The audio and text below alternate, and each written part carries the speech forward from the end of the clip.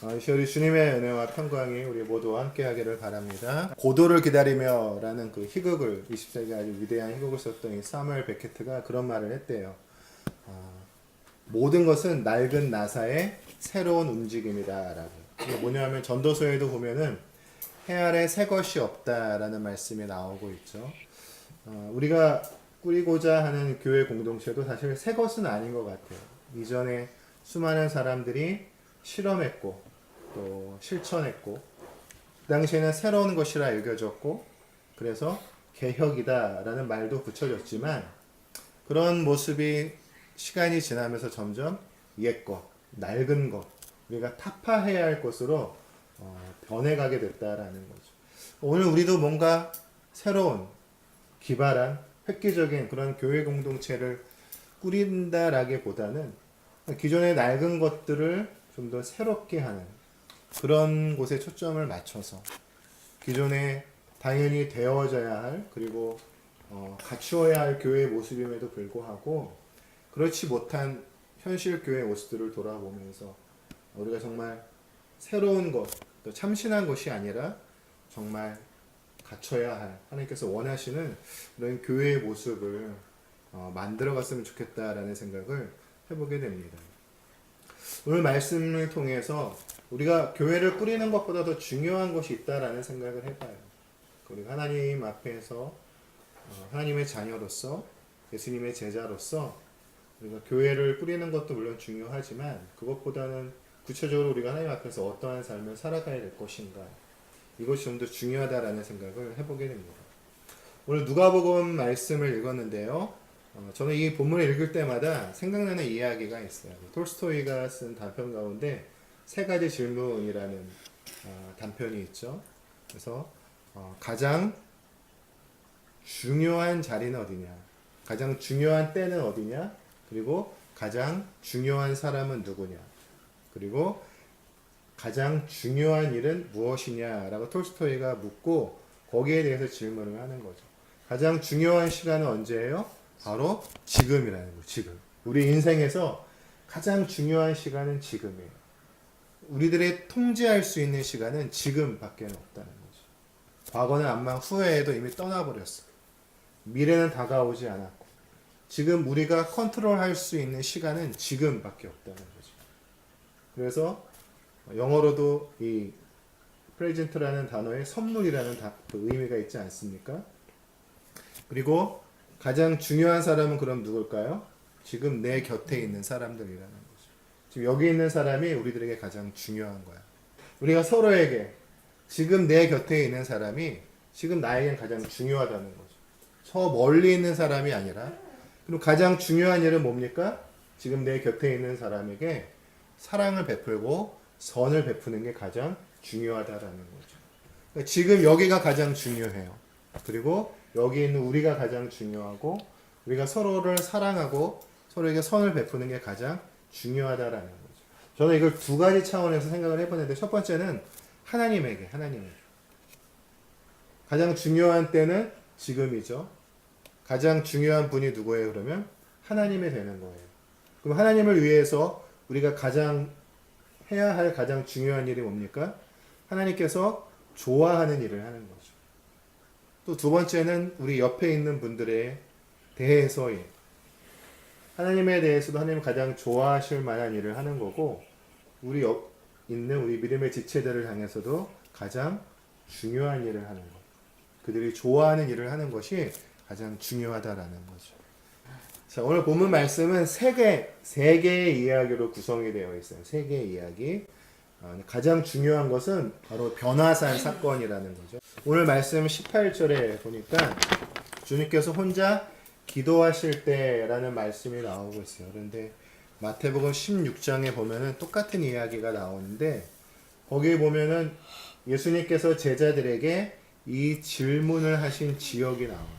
가이사라 빌립보라는 곳이죠. 주님께서 이 가이사라 빌립보에서 제자들에게 사람들이 나를 누구라고 하느냐라고 물어봐요. 그리고 그들에게 27절에서 말씀하시 같이 한번 읽어볼까요? 27절 시작. 내가 진정으로 너희에게 말하노라. 여기 서 있는 사람 가운데는 죽기 전에 하나님 나라를 볼 사람들이 있다. 네. 사람들이 나를 누구라고 하느냐 그랬더니 엘리야라고도 하고 선지자라고도 하고 세례 요한이라고도 합니다. 그랬어. 그럼 예수님께서 제자들에게 물었어요. 그럼 너희를 나를 누구라고 생각하느냐라는 거죠. 베드로가 주는 그리스도시요 살아계신 하나님의 아들이십니다라고 대답하는 거죠.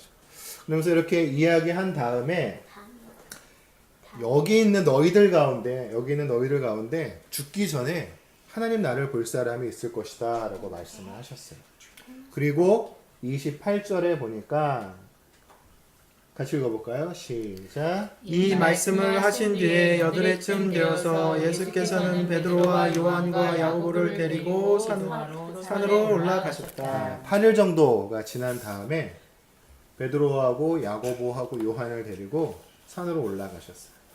거기서 베드로하고 야고보와 요한이 영광스럽게 변하신, 예수님은 인간으로 이 땅에 오셨지만 하나님이잖아요. 이 변화산에서 하나님의 영광을 드러낸 거죠. 그 변화를 보인 거예요. 그때 베드로하고 야고보와 요한이 뭐 하고 있었어요? 네, 졸다가 갑자기 깼어요. 깜짝 깨서 보니까 예수님의 영광 중에 변하신 거예요. 엘리야하고 모세하고 같이 있는 거죠. 그리고 그걸 보면서 막 횡설수설을 하는 거죠. 아, 여기가 좋습니다, 주님. 우리 산은 아래로 내려가지 말고 제가 텐트를 3개 짓겠습니다. 예수님을 위해서, 엘리야를 위해서, 모세를 위해서. 그러니까 우리 여기서 삽시다라고 말하는 거죠. 그러니까 하나님의 나라의 영광을 봤어. 예수님이 8일 전에 너희들 가운데 죽기 전에 하나님 나라 영광을 볼 사람이 있을 것이다 그랬는데 8일 후에 베드로, 야고보, 요한이 그거를 봤죠. 그리고 우리 여기 있읍시다 하고 예수님한테 요청하는 거예요. 그러나 예수님께서는 산중에 머물기를 원하지 않고 제자들을 이끌고 산 아래로 내려오시는 거죠. 우리가 살아가야 할 곳은 산 위가 아니라 산 아래라는, 그러니까 어떤 특정한 장소를 얘기하는 건 아니에요. 이건 바로 우리가 살아가야 할 삶의 모든 현장을 이야기하고 있다라는 거죠. 우리가 지금 여기 숨 쉬고 있죠. 여기서 우리가 예배하고 있죠. 거하고 있죠. 두 발을 딛고 살아가는 모든 곳이 우리가 살아가야 할 삶의 자리라는 거죠. 제가 고등학교 2학년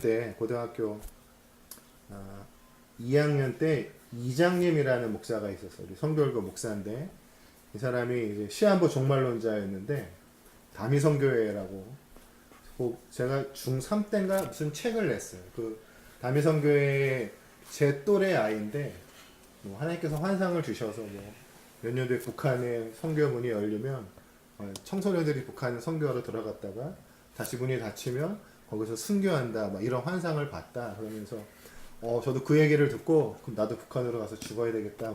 저도 그런 생각을 했었는데 이 사람이 92년 10월 31일 날 예수님이 오신다고. 그래서 이 다미성교에 수석된 사람들이 집 팔고 땅 팔고 남편이 안 믿으면 남편하고 이혼하고 막 애들 자식 다 버리고 산으로 가서 모여 살고 있었죠. 92년 10월 30일 예수님이 오셨을까요? 안 오셨을까요? 그러나 그 시간이 오지 않았다라는 거죠. 우리가 살아가야 할 자리는 살 위가 아니라 바로 여기 산 아래, 우리가 사람들하고 부대끼며 살아가는 이곳이 우리가 거하고 이곳에서 우리가 움직이며 하는 이 모든 것들이 하나님께서 우리들에게 원하는 삶의 자리라는 거죠. 마태복음 13장에 보면은 천국 비유가 있어요. 겨자씨를 뿌려놨어요. 겨자씨는 정말 조그마거든요. 근데 어느 날 가봤더니 커다란 나무가 돼서 새들이 와서 거기서 쉼을 누리고 있었다라는 거죠. 그러니까 천국은 그렇게 온다라고 이야기를 하는 거죠. 우리가 깨닫지 못하는 사이에 천국이 임하게 되는 거죠. 그러니까 그 천국이 임하는 거 우리가 기다리는 자세는 산 위에 올라가서 뭐 하얀 소복으로 갈아입고 멍하면서 그날을 기다리는 게 아니라 지금 여기 주어진 삶의 자리에서 오늘 우리에게 주신 하나님께서 주신 역할이 있잖아요. 그걸 최선을 다할 때, 거기에 성실하게 임할 때 하나님 나라가 임하게 되는 거죠.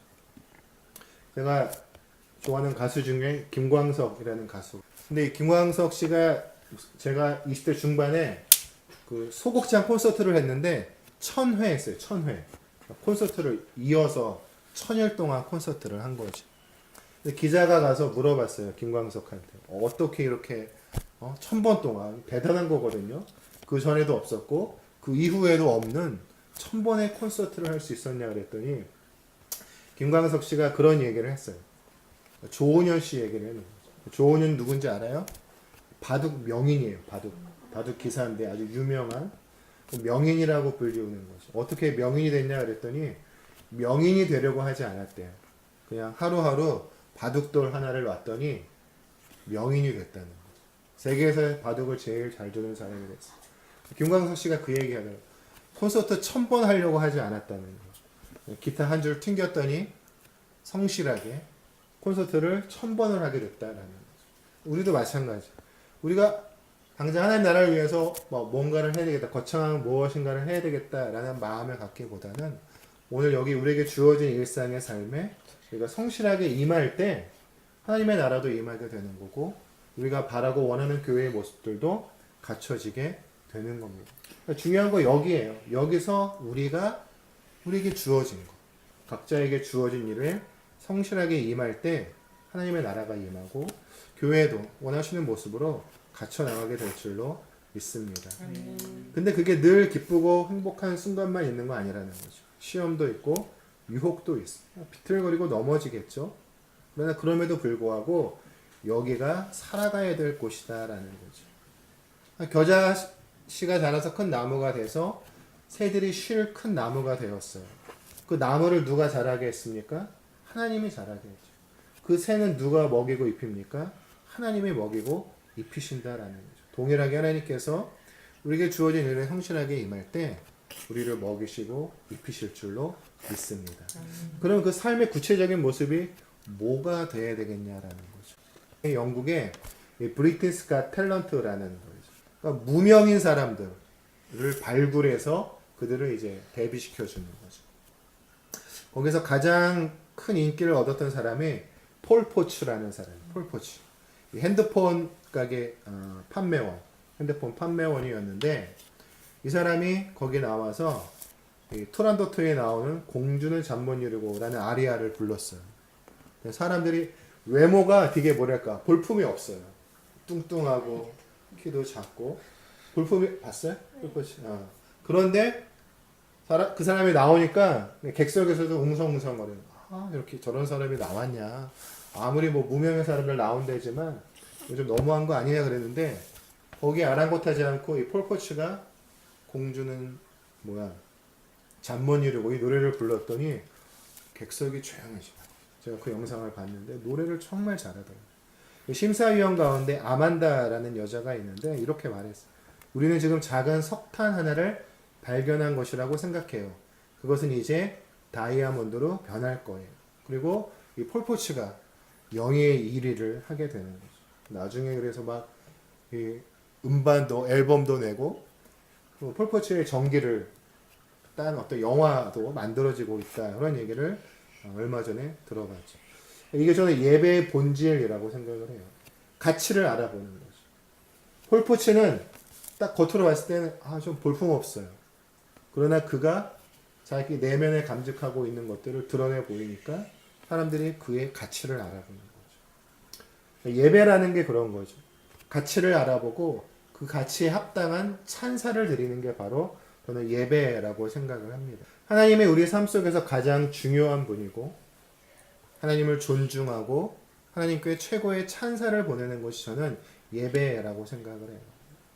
우리가 보통 예배라고 하면 좀 일상적이지 않은 것 같고 뭔가 초월하고 신비로운 것 같지만 사실 예배는 가장 일상적인 것이라는 거죠.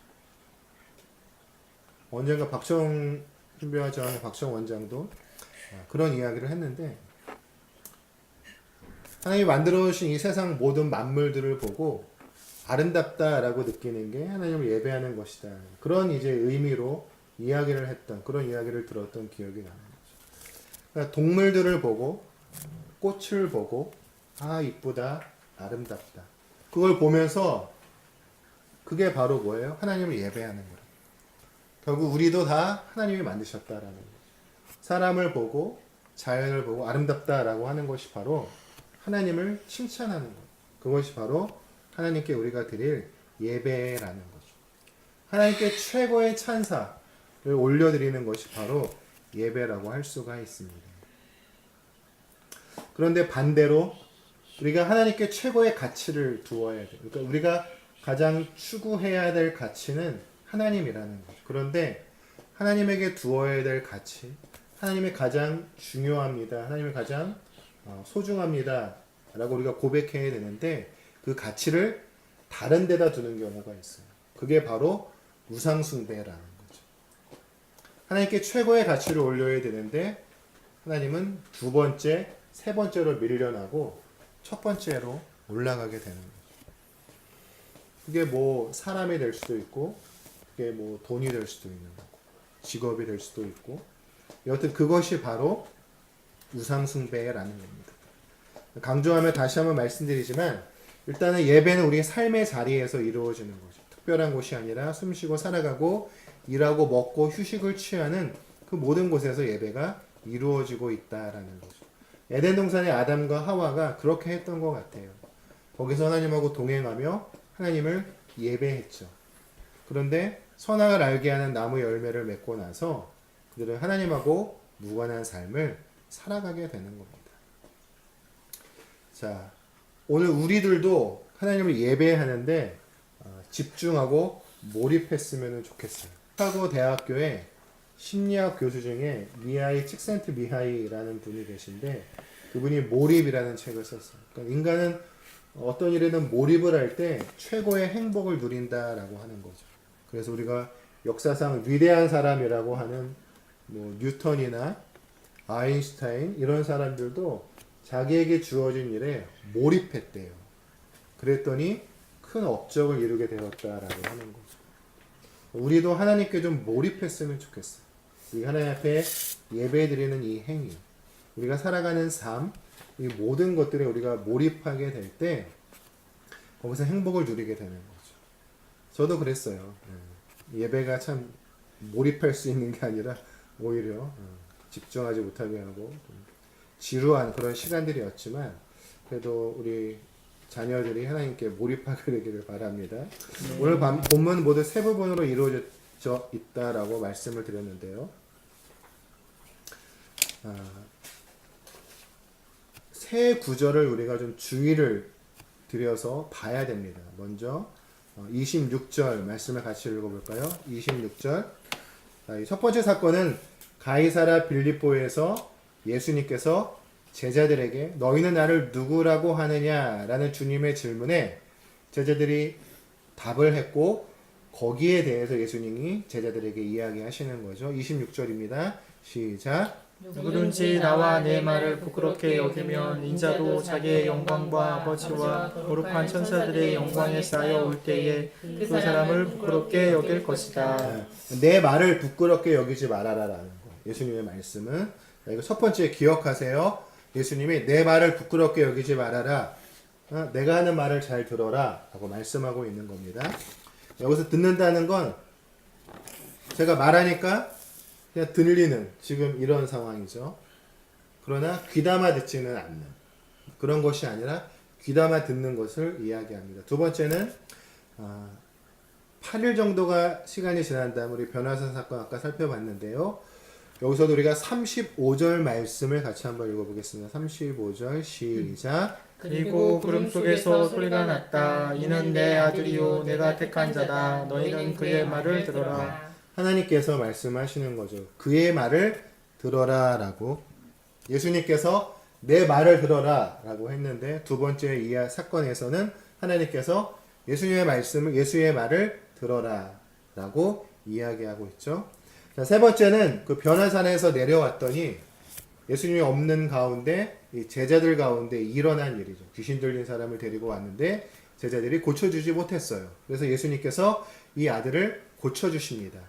여기서도 우리가 주의를 기울여야 될 말씀이 45절이에요. 45절 읽겠습니다. 시작. 그러나 제자들은 이 말씀을 깨닫지 못하였다. 그들이 그 말씀을 이해하지 못하도록 그 뜻이 숨겨져 있었다. 또한 그들은 그 말씀에 대하여 그에게 묻기조차 두려워하였다. 예수님이 말씀하셨는데 이 말씀을 제자들이 깨닫지 못하는 거예요.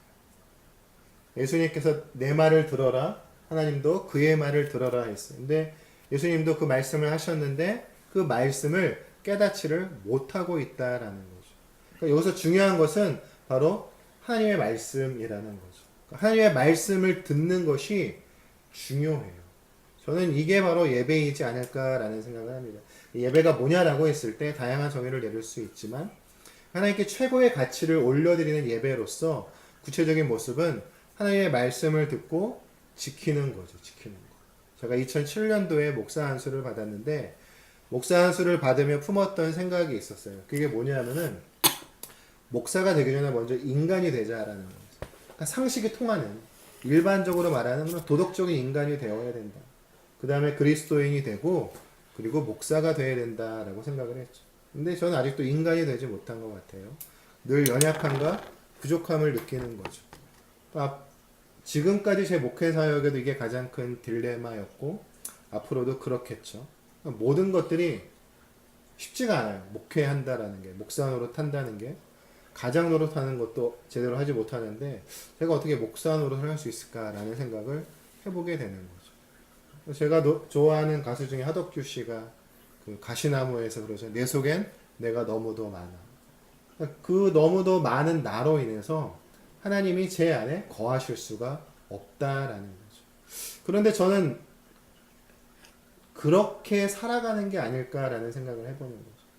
그러니까 부족하고 연약한 채로 살아가는 게 우리 삶의 모습이지 않을까 하는 생각을 해보게 됩니다. 뭐 주님 오시는 날까지 그럴 거라고 저는 생각을 해요.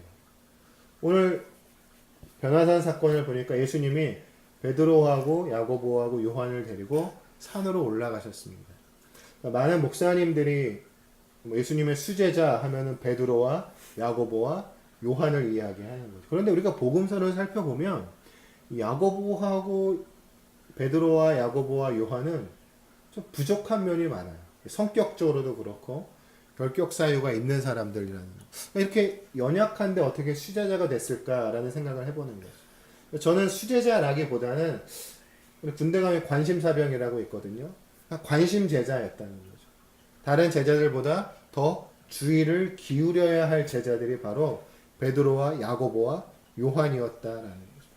예수님이 기도하라고 할 때 늘 같이 가요. 곁에서. 예수님이 기도할 때 이 세 명은 뭐합니까? 늘 졸아요. 변화산에서도 졸았죠. 겟세마네 가서도 졸았죠. 또 베드로는 막 칼로 죽이겠다고 막 날뛰죠. 이런 일들이 많았다라는 겁니다. 이 제자들, 우리가 수제자라고 여기는 제자들도 엉성하고 부족한 제자들이고, 그러면 산 아래에 있는 제자들은 어때요? 그들도 부족하고 못난 제자들이었다는 거죠. 그 누구도 선생인 예수님의 말을 귀담아 듣지 못하고, 우리 신앙의 삶도 마찬가지라고 생각을 합니다.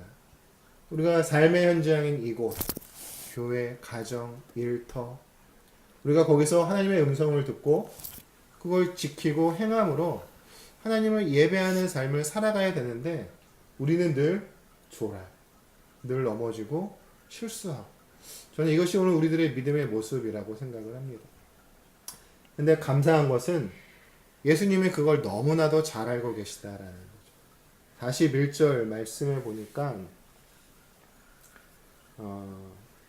같이 읽어볼까요? 예수께서 대답하셨다. 믿음이 없고 삐뚤어진 세대여, 내가 언제까지 너희와 함께 있어야 하며 너희를 참아주어야 하겠느냐. 내 아들을 이리로 데려오너라. 예수님이 질책한다라기보다는 안타까워하는 예수님의 모습이라는 거죠. 하나님께서 세상을 창조하시고 노아왕수 있기 전에 이 세상의 죄악이 관영한 것을 보시고 안타까워하는 모습처럼 이런 제자들의 연약한 모습을 보고 안타까워하시는 거죠. 그러면서 계속되는 그 48절 이후의 말씀에 보면은 또 제자들 사이에 누가 높냐의 다툼이 일어났어요. 예수님께서 어린아이 하나를 곁에다 세우시고 그들에게 말씀하셨다. 누구든지 내 이름으로 이 어린이를 영접하면 나를 영접하는 것이요 누구든지 나를 영접하면 나를 보내시는 분을 영접하는 것이다. 너희 가운데 가장 작은 사람이 큰 사람이다 라고 하는 거죠. 마태복음 18장 3절에는 우리가 어린아이 같지 않으면 천국에 갈 수 없다라고 하는 거죠. 어린아이를 데려다가 가장 크다라고 하는 거죠. 그리고 어린아이 같지 않으면 천국에 들어갈 수 없다라는 거죠. 어린아이의 가장 큰 특징이 뭘까요? 저는 의존성이라고 생각을 해요. 부모에게 의존하지 않으면 아이들은 살아갈 수가 없다라는 거죠. 아이들은 늘 실수투성이라는 거죠. 하나님은 그거를 아시고 어린아이 같아야 천국에 들어갈 수 있다라고 말씀하는 거죠. 부족하고 연약하지만 그럼에도 하나님을 의지할 때 천국에 들어갈 자격이 있다라는 거죠. 우리 주치돌 모임이 어린아이가 뭐예요? 이제 갓난아이죠.